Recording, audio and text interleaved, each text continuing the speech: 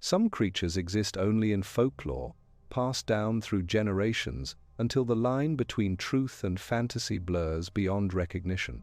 Others are dismissed as hoaxes, the product of overactive imaginations or deliberate deception. But what happens when multiple witnesses, separated by years and with no connection to one another, describe the same impossible thing? What happens when those witnesses are tourists from another country, people with no knowledge of local legends, no reason to fabricate stories? In the spring of 1976, two American girls on holiday in Cornwall encountered something that defied explanation. Their testimony would open a door to one of Britain's most disturbing cryptid mysteries, and the creature they saw watching them from an ancient church tower would prove to be only the beginning. Cornwall occupies the southwestern tip of England, a peninsula that juts into the Atlantic Ocean like a broken sword. The landscape is harsh and beautiful in equal measure. Granite cliffs rise from churning seas. Wind-sculpted trees cling to rocky hillsides. Ancient stone monuments dot the countryside, remnants of civilizations that thrived here thousands of years before written history began. The Cornish people have always maintained a separate identity from the rest of England. They have their own language, their own traditions, their own stories. The land itself feels different here. There is a weight to it, a sense of age that presses down on visitors. Many who come to Cornwall speak of feeling watched, of sensing presences in empty rooms and deserted places. The coastline here is treacherous. Shipwrecks litter the seabed. Smugglers once used hidden caves and narrow inlets to move contraband. The locals learned long ago to respect the power of the ocean, the fickleness of the weather, the dangers that lurked in seemingly peaceful places. They developed a healthy suspicion of strangers and an even deeper wariness of the unknown. Folklore runs deep in these parts. Tales of piskies and spriggans, of shape-shifting selkies and malevolent knockers in the mines. Some dismiss these as quaint stories for tourists, others know better. The old women still leave out bowls of milk for the fair folk. Fishermen still make offerings before setting sail. And no one, absolutely no one, disturbs the standing stones after dark. The village of Mawnan sits on the southern coast, overlooking the Helford River estuary. It is small and picturesque, the kind of settlement that appears unchanged for centuries. Stone cottages line narrow lanes, gardens overflow with flowers, fishing boats bob in the harbour.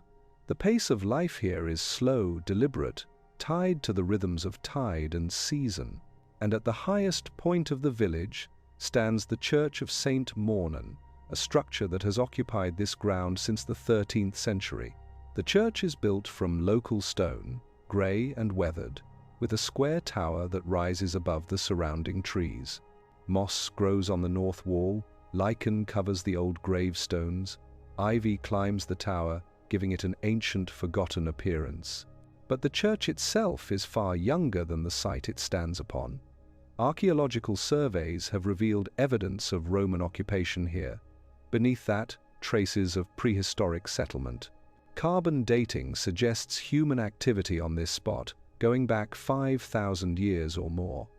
The Cornish believe this place was sacred long before Christianity arrived.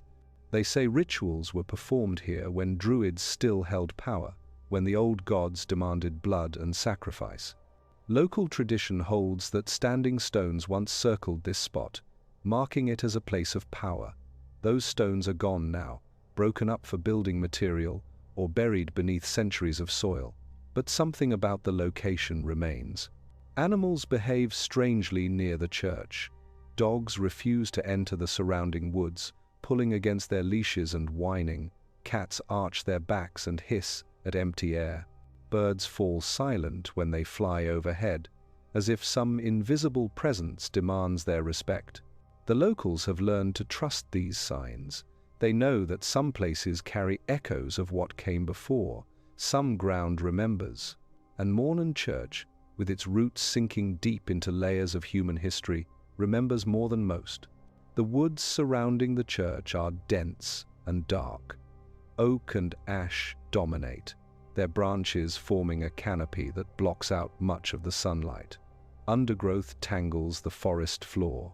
Paths wind through the trees, some well-maintained, others barely visible.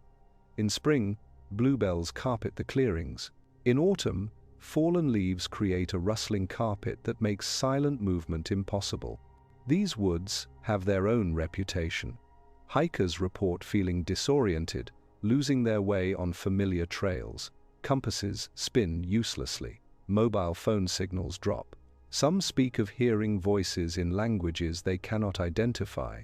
Others mention seeing lights moving between the trees, pale and cold, that vanish when approached.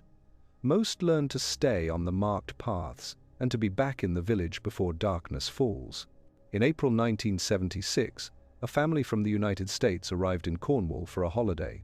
Don Melling was a serviceman stationed in England with the Navy. His wife and two daughters, June and Vicky, had joined him for what was meant to be a relaxing break from military life. They rented a cottage near Mawnan, attracted by the coastal scenery and the promise of historic sites to explore. The cottage was typical of the area: stone walls 2 feet thick, small windows with deep sills, low ceilings with exposed beams. A fireplace dominated the main room, necessary even in spring when the Atlantic wind carried a persistent chill.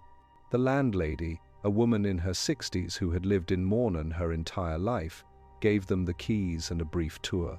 She mentioned the church, pointed out the path through the woods. She told them about the beach, the local pub, the best places to buy groceries. But she said nothing about the woods themselves. She did not warn them to stay away. She did not mention the old stories. Perhaps she thought Americans would not understand. Perhaps she believed the legends were best left unsaid. June was 12 years old, Vicky 9. They were typical American kids, excited by the adventure of staying in a foreign country. Everything here seemed old to them: the cottage, the village, the church that their father said dated back over 700 years. That span of time seemed impossible to comprehend. In America, a building from the 1800s was considered historic. Here, such structures were practically modern. The ancient church fascinated them. They had seen it from a distance on the day they arrived, its tower rising above the trees.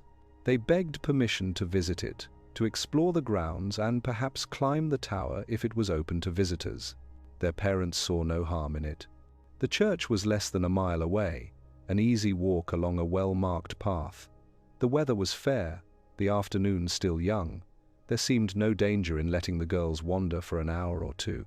They were sensible children, old enough to be trusted with a simple errand. On the afternoon of the 17th of April, the girls set out. They wore light jackets against the spring chill. June carried a small camera her father had given her, eager to take photographs of the old church. Vicky brought a notebook, planning to make rubbings of interesting gravestones. Both were in high spirits as they left the cottage and headed toward the woods. The path wound through dense woodland. Oak and ash trees formed a canopy overhead, filtering the sunlight into dappled patterns on the forest floor. Wildflowers carpeted the clearings. Primroses and violets grew in shaded spots. The girls walked slowly, stopping to examine interesting plants, pointing out birds to one another. They saw robins and wrens, heard the distant call of a wood pigeon. Neither felt any sense of unease. The woods seemed peaceful, almost welcoming. The walk took about 20 minutes. The path was well maintained, clearly used by locals and tourists alike. At one point, they passed an elderly man walking his dog. He nodded pleasantly and continued on his way.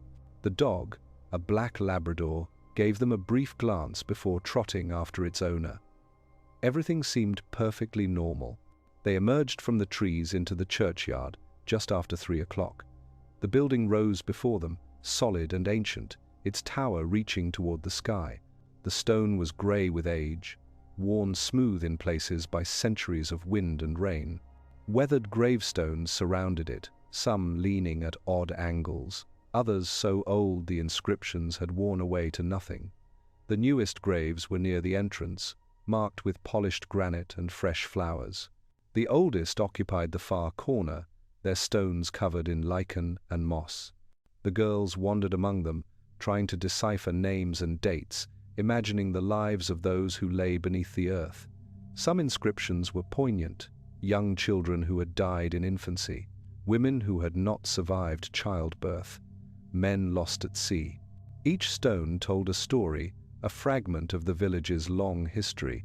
The churchyard itself was beautifully maintained. The grass was neatly trimmed. Flower beds bordered the paths. Someone had placed fresh daffodils in a vase near one of the newer graves. The place felt peaceful, a sanctuary removed from the world. Birds sang in the surrounding trees. A gentle breeze rustled the leaves. The afternoon sun warmed the old stones. Vicky was the first to notice the creature. She had been reading a particularly ornate headstone, one that commemorated a sea captain lost in a storm in 1823, when movement caught her eye. She looked up, following the motion, and her gaze traveled to the top of the church tower. Something was perched there, silhouetted against the afternoon sky. At first glance, it resembled a large bird, perhaps a heron or an eagle, though neither species was common in this area. But as Vicky stared, details began to register that made no sense. The size was wrong. Whatever crouched on that tower was enormous, far larger than any bird of prey, and the shape, when she really looked at it, was not quite right either. The proportions were off in a way she could not immediately articulate. She grabbed her sister's arm and pointed, unable to form words. June followed her gesture and felt her breath catch in her throat.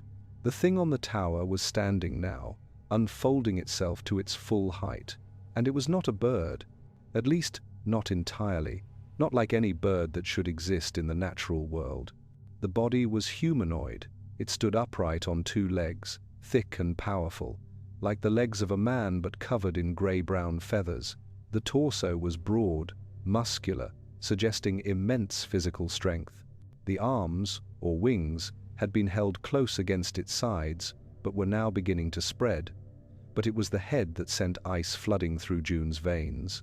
The head was that of an owl, massive and round, with enormous eyes that caught the afternoon light and reflected it back in a dull red glow. The creature was at least 7 feet tall, perhaps more. From this distance, perhaps 50 yards, it was difficult to judge precisely, but there was no question that it was far larger than any human. Its presence on the tower was impossible to miss. How had they not noticed it immediately upon entering the churchyard?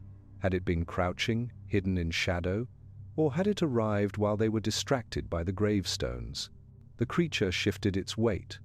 The movement was deliberate, almost thoughtful, like a predator assessing potential prey. Its head swiveled toward the girls with the characteristic smoothness of an owl, rotating further than any human neck could manage. The motion was fluid, unnatural, wrong in a way that triggered every instinct screaming danger. Those red eyes fixed on them, and June felt paralyzed, unable to look away, unable to move. Time seemed to slow. June could hear her own heartbeat, loud in her ears. She could feel Vicky's fingers digging into her arm. She could see every detail of the creature with terrible clarity, the way its feathers ruffled in the breeze, the curved talons that gripped the stone tower, the powerful muscles visible beneath the plumage. And those eyes, those terrible glowing eyes, boring into her with an intelligence that was undeniably aware, undeniably focused. Vicky broke the spell. She screamed, a high, piercing sound that shattered the unnatural quiet of the churchyard. The noise seemed to galvanize the creature.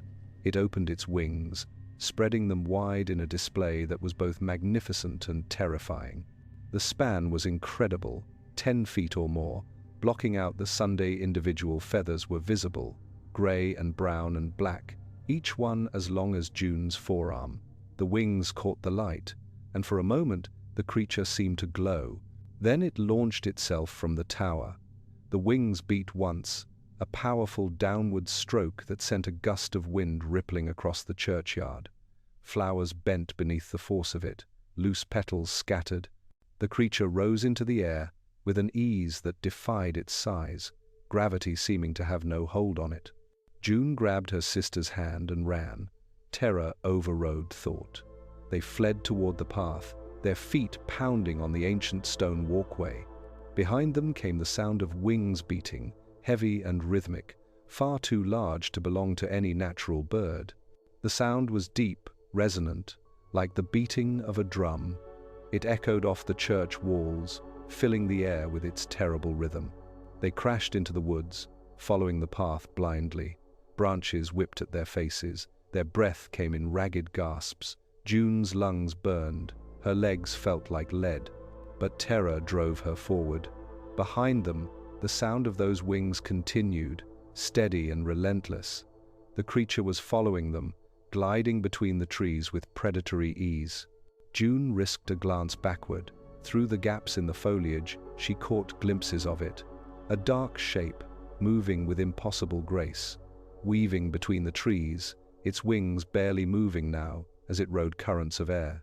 It made no sound except for the rhythmic beating of its wings. No cry, no screech, nothing that might alert others to its presence. Just that terrible, measured pursuit. The girls ran faster than they had ever run in their lives. Vicky stumbled once, nearly fell, but June hauled her upright and kept moving. The path seemed impossibly long. Had they really walked this distance so casually on the way here? It felt like miles now, an endless corridor of trees and shadows with something monstrous hunting them through the gloom. They burst onto the road near their cottage, sobbing and gasping for breath. Only then did June risk a proper glance backward. The path behind them was empty.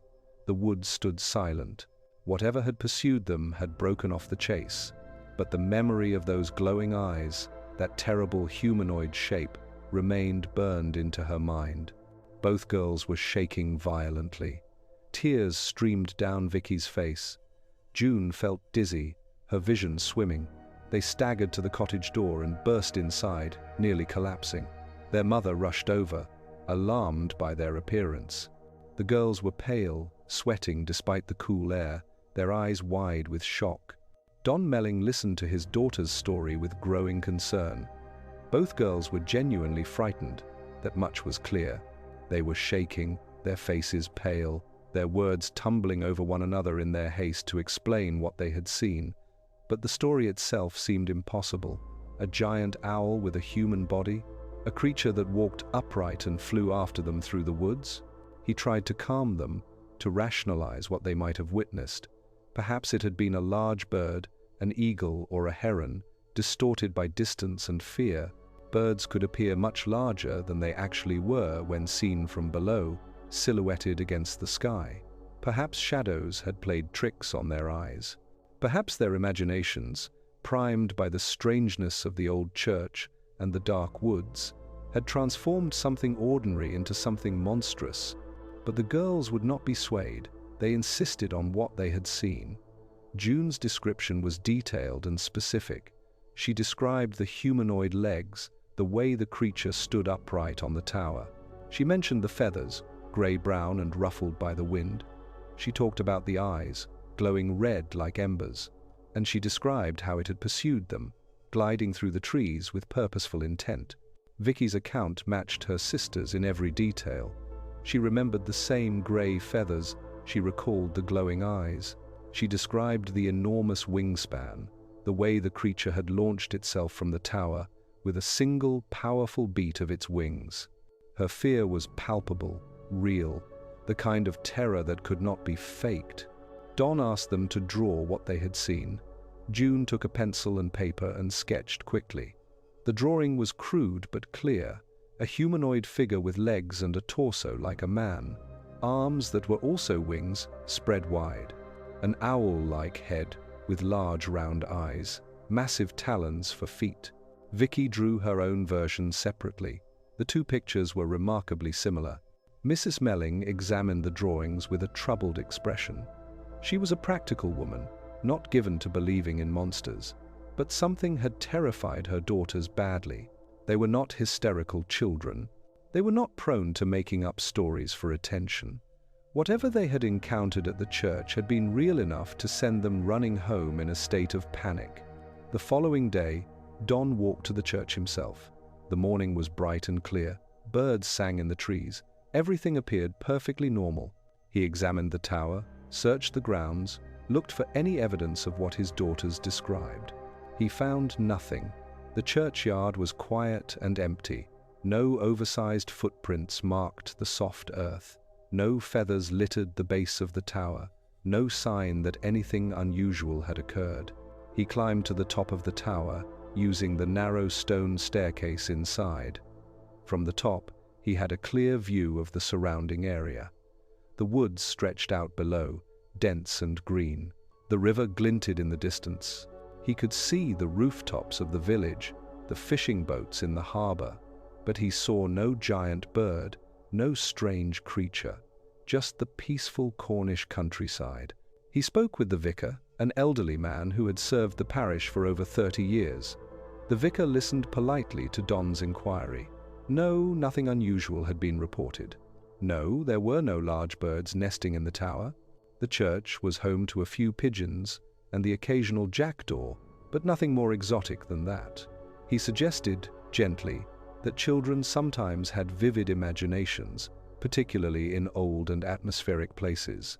Don spent over an hour walking the area, searching for anything that might explain his daughter's experience. He found nothing that helped. The woods were just woods. The church was just a church. Whatever June and Vicky had seen had left no physical trace. But Don was a military man, trained in observation and analysis. His daughters were not prone to hysteria or flights of fancy. Something had terrified them badly enough to send them running through the woods in broad daylight. The consistency of their accounts troubled him. The matching details in their separate drawings troubled him more. He decided the incident needed to be documented, even if he could not explain it. Through inquiries in the village, he learned about Tony Shields, a local artist who had written about strange phenomena in Cornwall. Shields lived in Falmouth, about 8 miles away.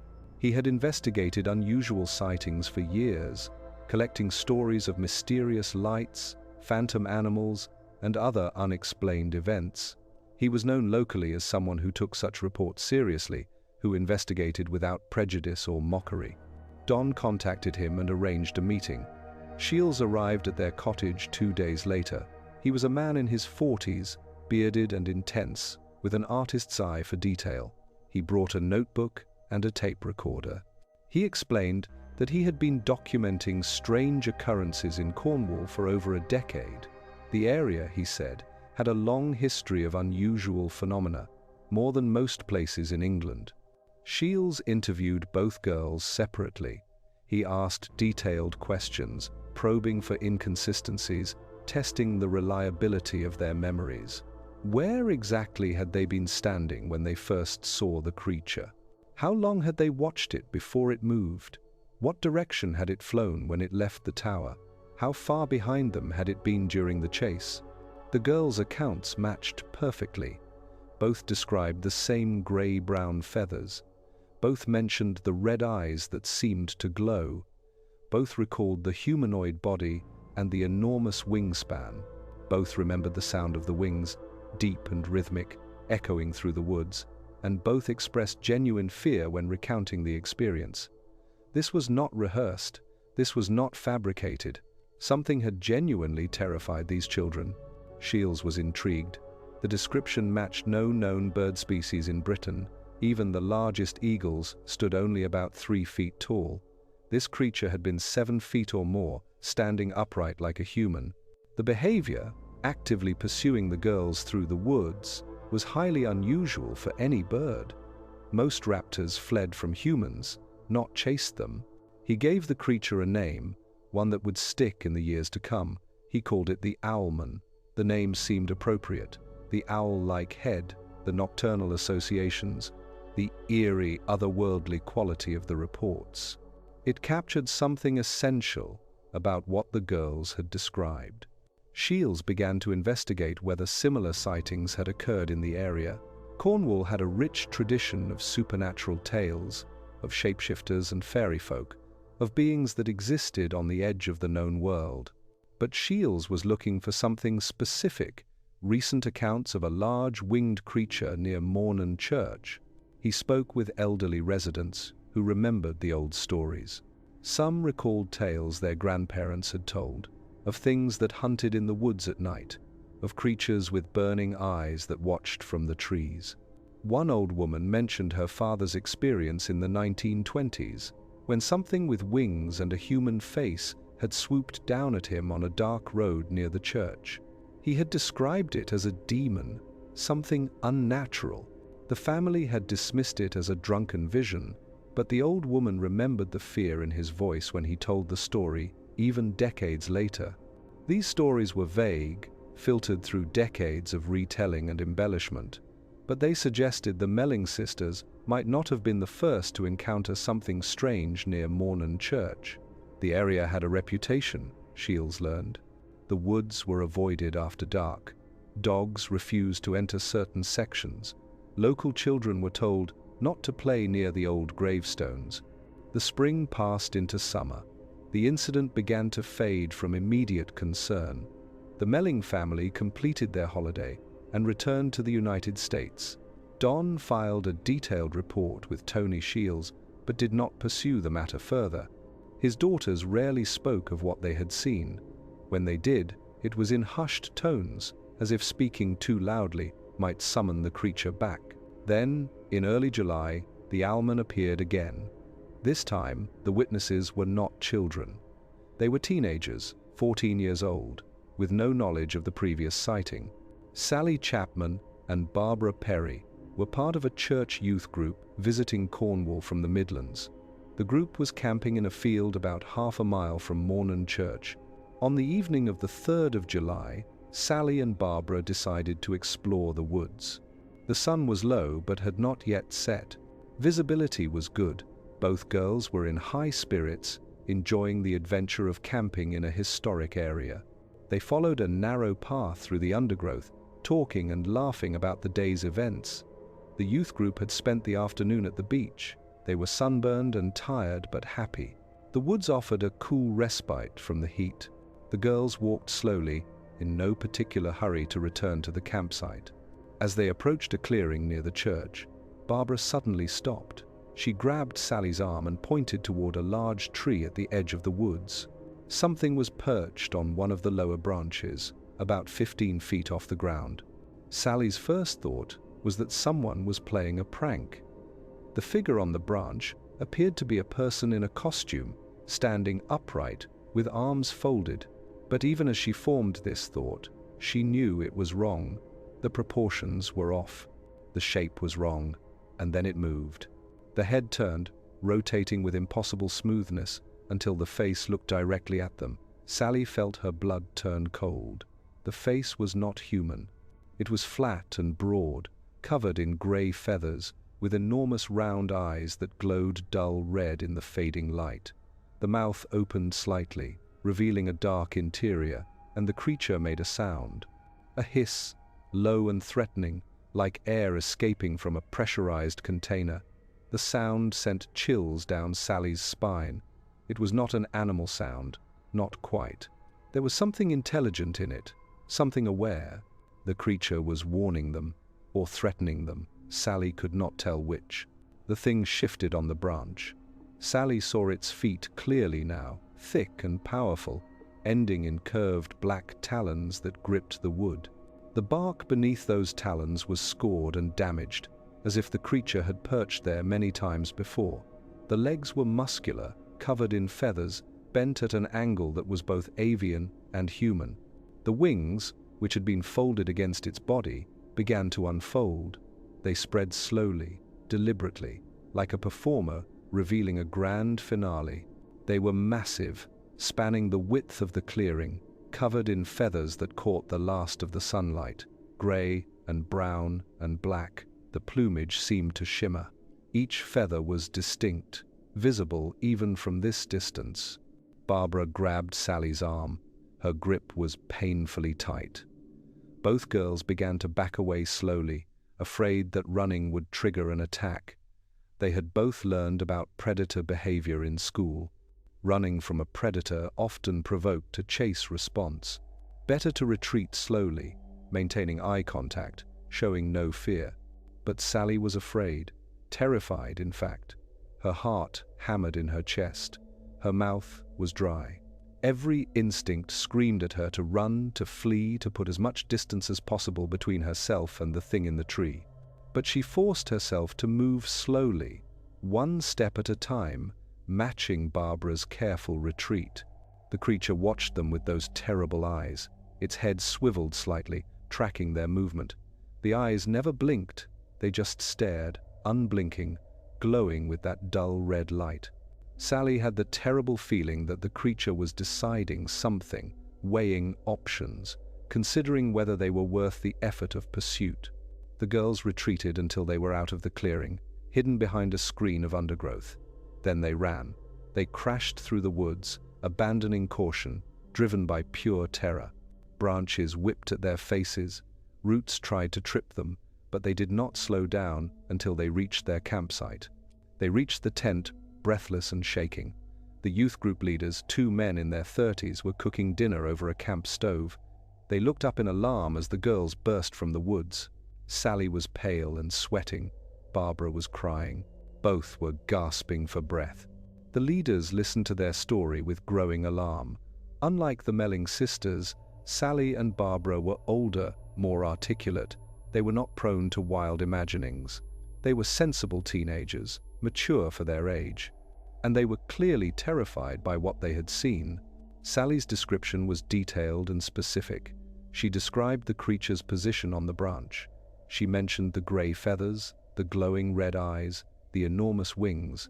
She talked about the hiss it had made, the way its head had rotated to watch them.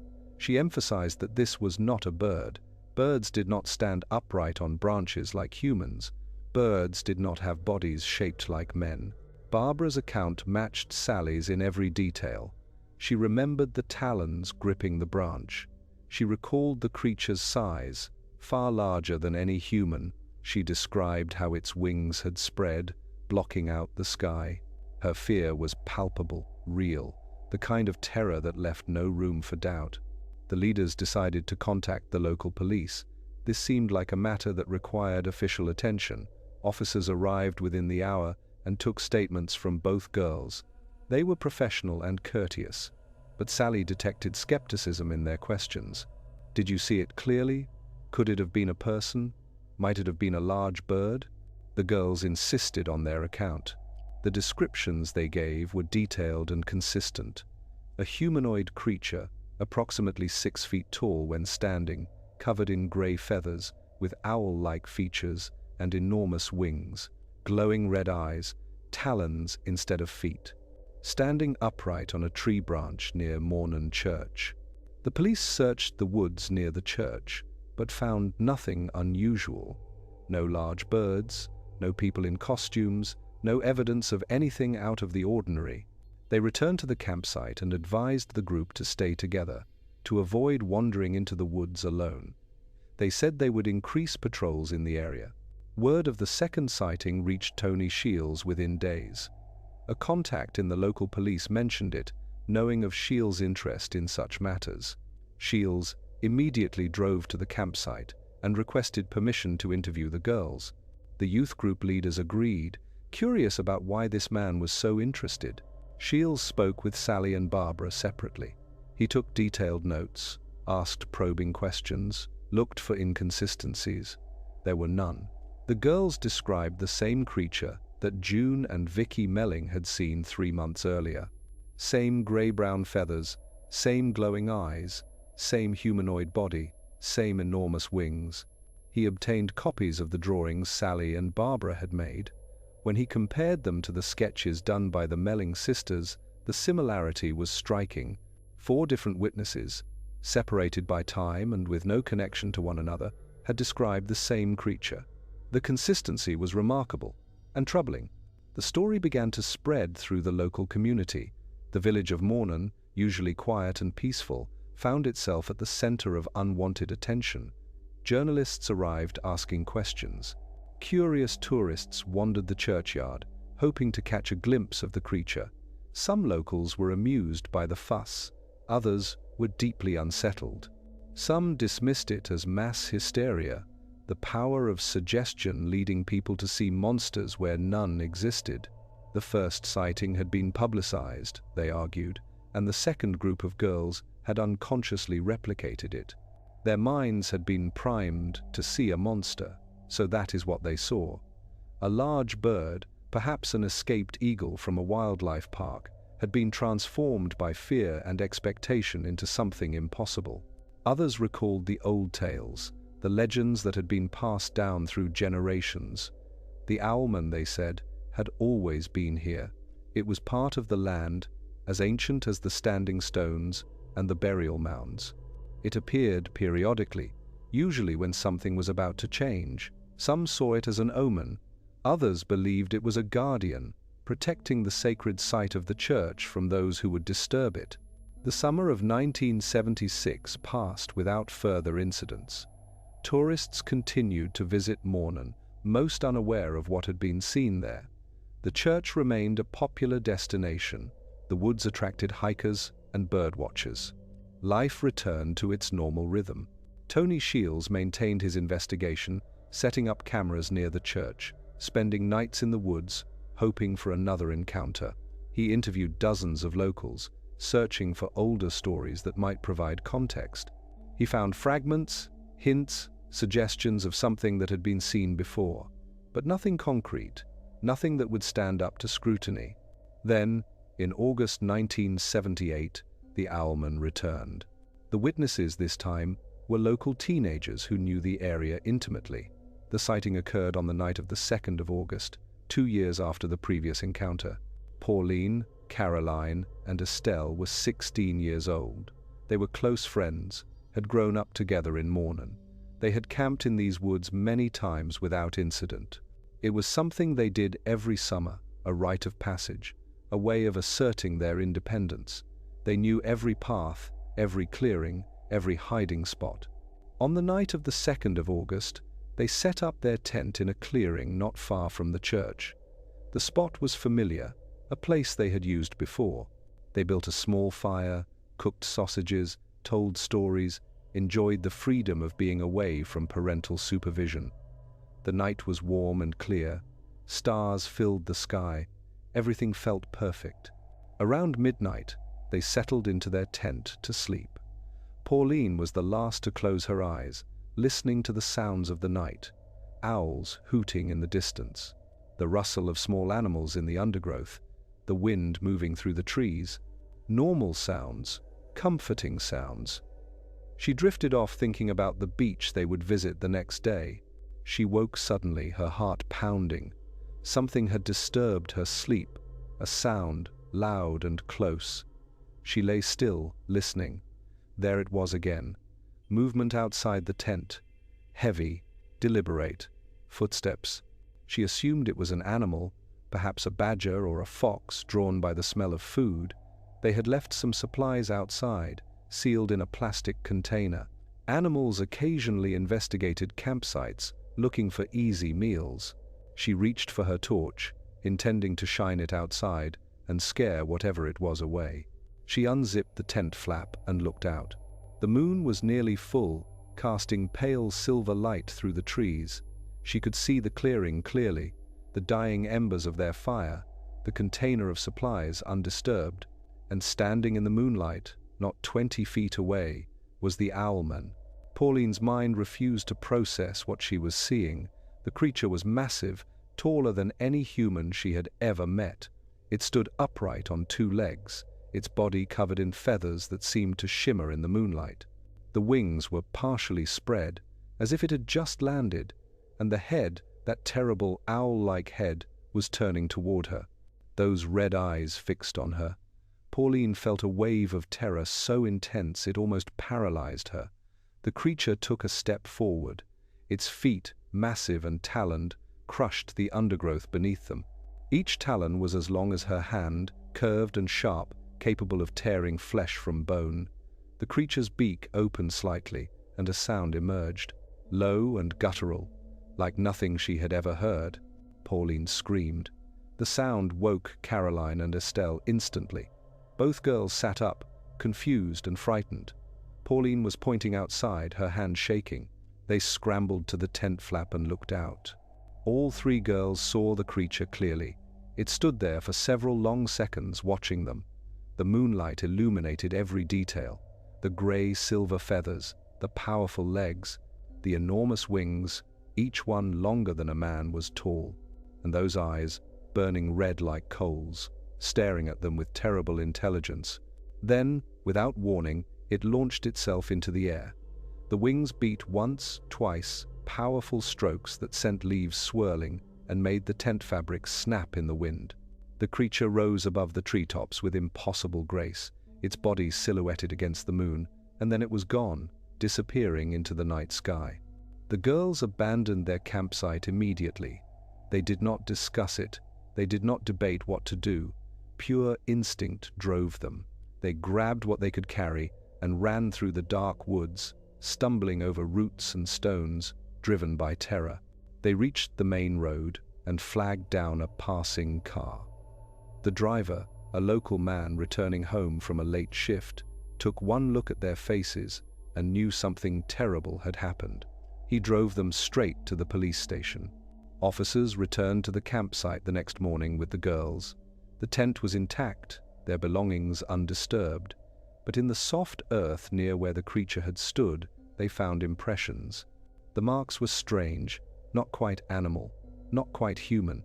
They appeared to be three-toed, with deep gouges where talons had dug into the ground. Each impression was roughly 8 inches long. The spacing suggested something that walked on 2 legs. The police photographed the prints carefully. They measured them, took casts, documented everything.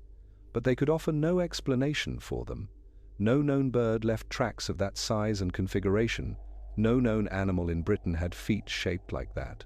The prints were anomalous, impossible, yet undeniably real. Tony Shields examined the photographs with intense interest.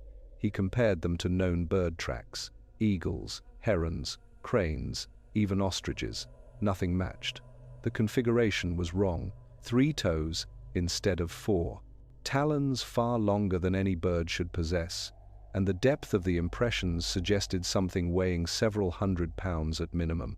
He added the evidence to his growing file on the Owlman. The creature had now been witnessed by multiple groups over a 2-year period. 7 people in total had seen it clearly. The descriptions remained remarkably consistent across all encounters: grey-brown or silver-grey feathers, humanoid body standing 6 to 7 feet tall, owl-like head with glowing red eyes, massive wings with a span of 10 feet or more, powerful taloned feet. The behavior also followed a pattern. The creature appeared near Mawnan church and the surrounding woods.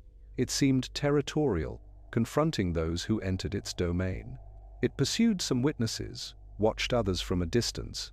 It made sounds, hisses, and low calls that no one could identify, and then it vanished, leaving little evidence of its presence beyond terrified witnesses and the occasional footprint. But what was it? Shields considered various theories, documenting each in his notes. The simplest explanation was misidentification. Large birds existed in Britain. Escaped exotic species sometimes appeared in unexpected places. Perhaps the witnesses had seen something ordinary and, in their fear, had transformed it into something monstrous. But this theory had significant problems. The witnesses were consistent. They described a creature far larger than any British bird. They emphasized its humanoid stance and shape, and they had seen it in good light, at close range. June and Vicky Melling had watched it from less than 50 yards in afternoon sunshine. Sally and Barbara had observed it from about 40 feet at dusk. Pauline and her friends had seen it in bright moonlight from less than 20 feet. These were not brief glimpses or distant sightings. They were clear, sustained observations. The physical evidence also contradicted the misidentification theory. The footprints photographed at the 1978 campsite were real and documented. They did not match any known species. Either the witnesses had somehow faked them, which seemed unlikely given their genuine terror, or something unknown had left them. Other researchers suggested the possibility of a hoax. Perhaps someone in the area was dressing up as a monster to frighten people. The Owlman sightings were certainly bringing attention to Mawnan. Tourists were visiting specifically to look for the creature. Local businesses were benefiting from the increased traffic. But this theory also struggled to account for the facts. The witnesses were genuine in their fear. Medical professionals who examined some of them noted symptoms consistent with acute stress and trauma. The Melling family had no connection to Cornwall before their holiday.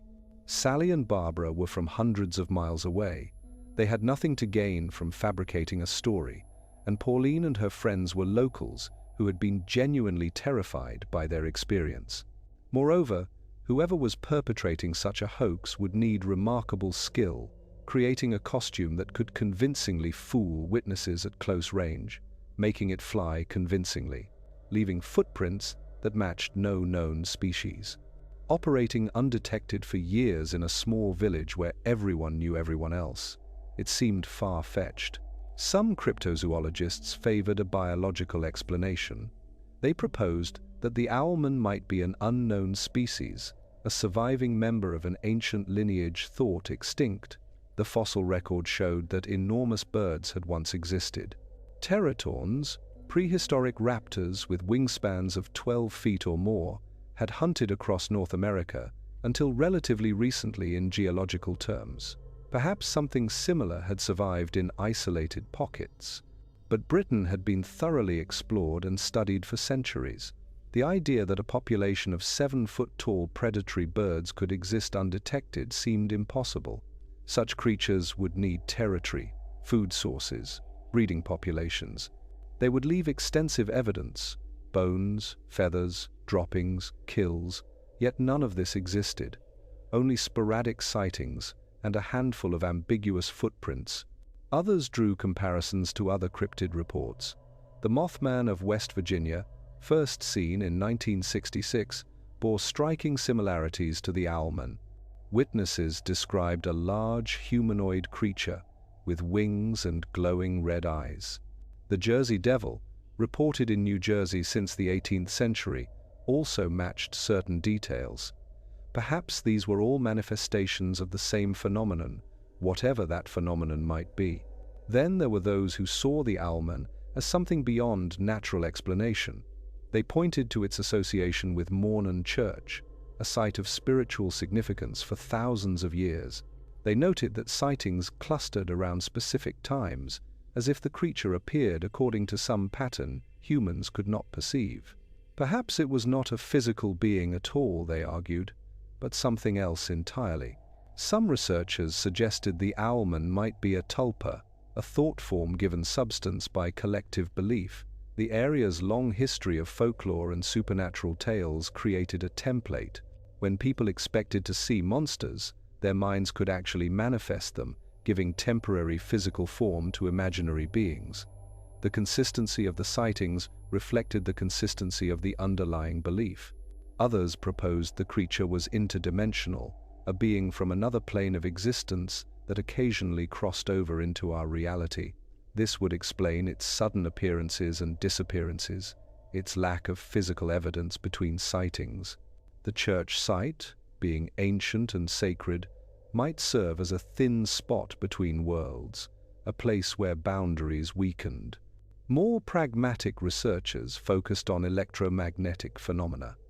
The Mawnan area had unusual geological features: granite formations beneath the soil, underground streams. These could create electromagnetic fields that affected human perception.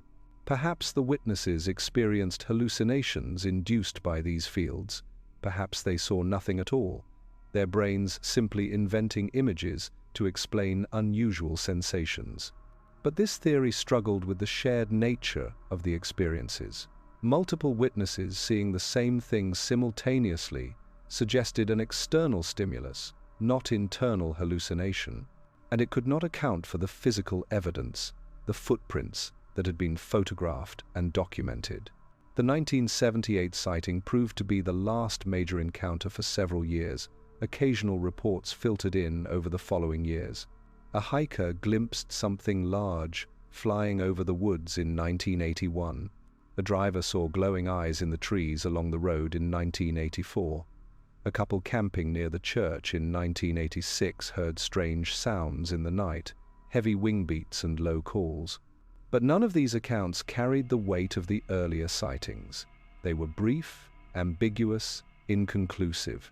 Tony Shields continued his investigation throughout the 1980s. He maintained his files, added new reports as they came in, searched for patterns. He corresponded with other cryptozoologists, compared notes on similar creatures reported elsewhere. The Owlman became his obsession, the mystery he could not solve but could not abandon. The story might have remained confined to local legend and obscure cryptozoology journals, if not for the involvement of researchers from the United States. In the early 1990s, a team of cryptozoologists led by Dr.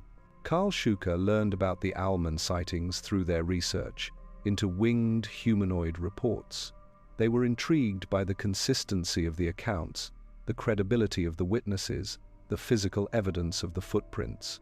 They contacted Tony Shields, who provided full access to his files. The American researchers were particularly interested in tracking down the original witnesses. More than 15 years had passed since the first sightings. The witnesses were now adults with families and careers. Had their memories changed?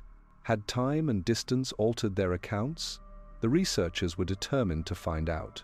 They began with the Melling family. Don Melling had retired from the Navy and was living in San Diego. Through military records and persistence, the researchers located him. He agreed to speak about the incident, though he admitted he had tried to put it behind him. His daughters had been traumatized by the experience. For years afterward, they had nightmares. They refused to go into wooded areas alone. The incident had marked them deeply. June Melling, now June Rodriguez, was married and living in Sacramento, California. She worked as a nurse. She had 2 children of her own. When the researchers contacted her, she initially declined to speak about Cornwall. She had not discussed the incident publicly in years. Her husband knew about it, her closest friends, but that was all. She did not want to be known as the woman who saw a monster. But the researchers were persuasive. They emphasized that they were serious investigators, not sensation seekers. They wanted to understand what had happened, to document it properly. Finally, June agreed to a single interview. She would speak about her experience one time, on the record, and then she wanted to be left alone. The interview took place at her home in Sacramento. The researchers brought audio recording equipment and detailed questionnaires. June's husband sat with her, holding her hand, providing support. As she began to describe what she had seen in Cornwall, tears filled her eyes. The memory remained vivid despite the years. She described the creature in detail, the way it had stood on the church tower, watching them, the moment it had unfolded its wings, blocking out the Sunday, the sound of those wings as it pursued them through the woods. She emphasized that this was not a bird. She had seen plenty of birds in her life. This was something else, something that should not exist. When asked if she thought she might have misidentified something ordinary, June became angry. She knew what she had seen. She and her sister had watched it for several minutes at relatively close range in good light. The details were burned into her memory. The humanoid body, the owl head, the glowing red eyes, the massive wings. This was not a trick of light or a flight of fancy. This was real. The researchers asked about the psychological impact. June admitted it had been severe. She had nightmares for years. She developed a fear of wooded areas, of darkness, of being watched. She saw a therapist for a while, though she never fully explained what had triggered her anxiety. How could she? Who would believe her? But the worst part, she said, was the doubt. Not doubt about what she had seen. She knew that was real, but doubt about reality itself. If something like the Owlman could exist, what else was out there? What other impossible things lurked in shadows? The experience had shattered her sense of security, her understanding of the world. She could never again assume that she knew what was possible and what was not. Vicki Melling, now Vicki Harris, was living in Portland, Oregon. She was more willing to discuss the incident than her sister. She had read about cryptozoology over the years, followed reports of strange creatures. The Owlman was not alone, she had learned. People around the world reported similar beings. That knowledge provided some comfort. She was not crazy. Other people had seen similar things. Her account matched June's in every detail. The creature on the tower, the wings spreading, the chase through the woods. She emphasized how fast it had moved, how silently, except for the rhythmic beating of its wings. It had seemed to glide between the trees with impossible ease, as if the forest itself opened paths for it. When asked what she thought the Owlman was, Vicky said she did not know. She had considered many possibilities over the years: an unknown species, a supernatural being, some kind of dimensional traveler. Nothing fully explained it. Nothing made complete sense. But she remained certain of one thing: it was real. She had seen it. It had seen her. And that mutual recognition, that moment when their eyes met, had changed her forever. The researchers also tracked down Sally Chapman. She was teaching biology at a high school in Eugene, Oregon. She had never publicly discussed her encounter with the Owlman, fearing ridicule from colleagues and students, but she agreed to speak with the researchers off the record. Her memory of the incident remained clear. She and Barbara had seen the creature perched in a tree less than 50 feet away. It had been dusk, not full darkness. She had seen it clearly: the gray feathers, the humanoid body, the enormous eyes glowing red, the way it had hissed at them, a sound that still haunted her dreams. Sally was a scientist. She understood biology, anatomy, evolution. Nothing in her education explained what she had seen. The creature defied classification. It could not be a bird. Birds did not stand upright on branches. Birds did not have humanoid torsos, and no bird in Britain grew to 7 feet tall with a 10-foot wingspan. She had tried to research possible explanations. She had studied raptors, owls, cranes, every large bird species in the world. Nothing matched. She had considered mutations, hybrids, escaped exotic animals. None were plausible. The Owlman remained an anomaly, something that should not exist but apparently did. The psychological impact had been significant. Sally had developed an interest in cryptozoology and the paranormal, trying to find context for her experience. She read everything she could find about similar creatures: Mothman, thunderbirds, Jersey Devil. The reports shared common elements: winged humanoids, glowing eyes, appearances near historically significant sites. Perhaps they were all connected somehow. Barbara Perry proved difficult to locate. The researchers eventually learned she had married and moved to Australia. She declined to be interviewed, stating through an intermediary that she wanted to leave the past in the past. But she confirmed, through that intermediary, that her memory of the incident remained unchanged. She had seen something near Mawnan church, something impossible, and she preferred not to think about it anymore. Pauline, one of the local teenagers from the 1978 sighting, still lived in Cornwall. She had never left the area, had married a local man, raised 3 children. She worked at a shop in Falmouth. When the American researchers contacted her, she initially refused to speak with them, but eventually she agreed to a brief meeting. She described the 1978 encounter in detail: the creature appearing in the moonlight, its enormous size, the way it had watched them before launching into the air. She still avoided the woods near Mawnan church. She had not camped there since that night. She had nightmares occasionally, dreams where those red eyes watched her from the darkness. What troubled her most, she said, was the certainty that the creature was still there. It had not left. It had simply gone dormant, waiting. She believed it appeared periodically, perhaps once every few years or decades. Most sightings probably went unreported. People saw it and kept quiet, afraid of being mocked. But it was there, watching, patient, real. Caroline and Estelle, Pauline's friends from that night, had moved away from Cornwall. One lived in London now, the other in Manchester.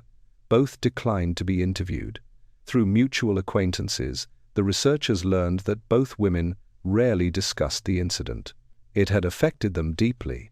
They had seen something that should not exist, and the experience had left scars. Armed with these interviews and Tony Shields' extensive documentation, the American researchers returned to Mawnan in 1995. They conducted a thorough investigation of the area. They examined the church, explored the surrounding woods, interviewed local residents. They set up motion-activated cameras at various locations. They used audio recorders to capture any unusual sounds. They spent weeks in the area, hoping to document what so many others had described. They found nothing. The woods were quiet. The church tower stood empty against the sky. If the Owlman still lurked in the shadows, it did not reveal itself to this group of determined researchers. They left Cornwall with more questions than answers. They had confirmed that the witnesses were credible. Their accounts had remained consistent over decades. The psychological impact was real and documented. Something had genuinely terrified multiple groups of people in the Mawnan area between 1976 and 1978, but they could not prove what that something was. The researchers published their findings in cryptozoology journals and presented at conferences. The Owlman case gained wider attention in the paranormal community, but it remained unsolved. The creature's true nature remained a mystery. In the years since, there have been sporadic reports. In 1989, a couple hiking near the church claimed to see a large winged figure at dusk. In 1995, just before the American team arrived, a young woman jogging through the woods reported being chased by something with glowing eyes. She reached the road breathless and terrified but unharmed. In 2001, a tourist photographed what appeared to be a large, dark shape perched on the church tower. The image was blurry and inconclusive, open to multiple interpretations. In 2012, a group of paranormal investigators spent several nights near the church, hoping to document the Owlman. They captured audio recordings of strange sounds, deep, rhythmic thumps that could have been wings beating. But they obtained no visual confirmation. The sounds alone proved nothing. The most recent confirmed sighting occurred in 2019. A local teenager walking home through the woods after dark reported seeing something large perched in a tree. Glowing red eyes watched him as he passed. When he turned to look directly at it, the thing spread enormous wings and flew away into the darkness. The teenager ran home and told his parents, who contacted Tony Shields' successor in investigating local phenomena. But by the time anyone reached the spot, there was nothing to see. Skeptics continue to argue that the entire phenomenon is explainable through mundane means: mass hysteria, misidentification, hoaxes, the power of suggestion. They point to the lack of physical evidence beyond ambiguous footprints and blurry photographs. They note that no bodies have been found, no bones, no feathers beyond what could come from ordinary birds. Where is the proof, they ask? Where is the concrete evidence?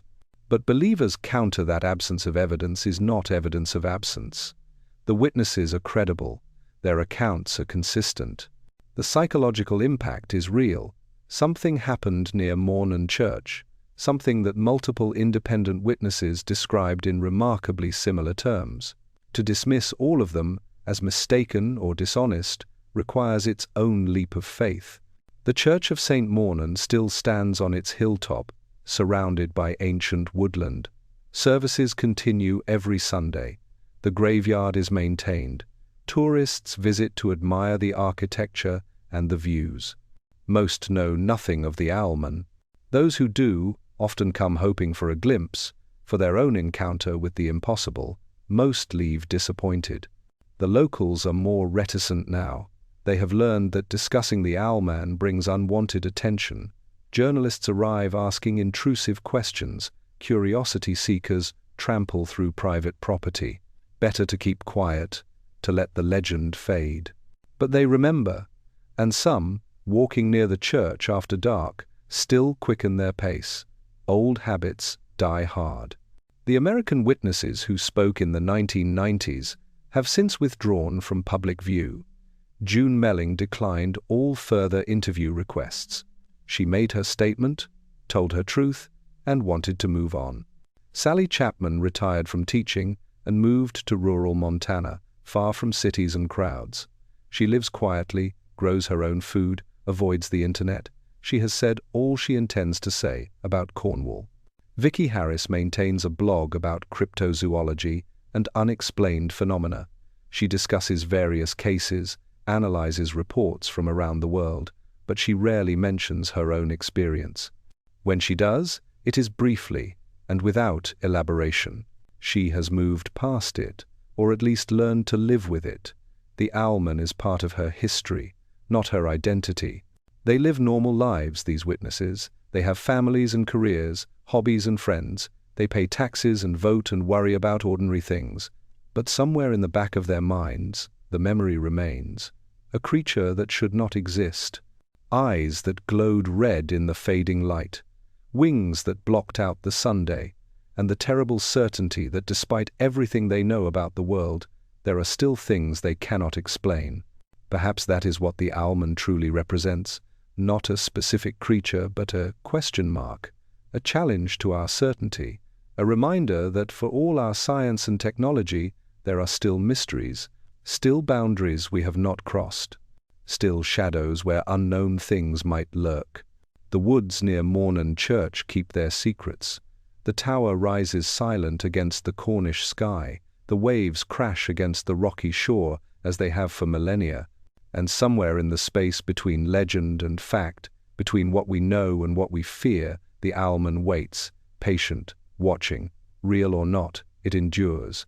In the memories of those who saw it, in the warnings passed from parent to child, in the quickened pace of those who walk alone after dark.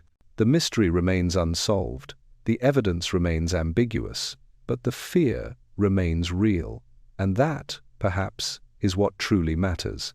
Not whether the Owlman exists in the way we understand existence, but that it exists in the minds of those who encountered it. And there, in that liminal space between belief and knowledge, it is as real as anything else. If you have experienced something that defied explanation, something that challenged your understanding of reality, share your story in the comments. Perhaps you are not alone. Perhaps others have seen what you have seen. And if you want to explore more mysteries that hide in the corners of our world, subscribe to this channel. The unknown is closer than you think, and it is watching.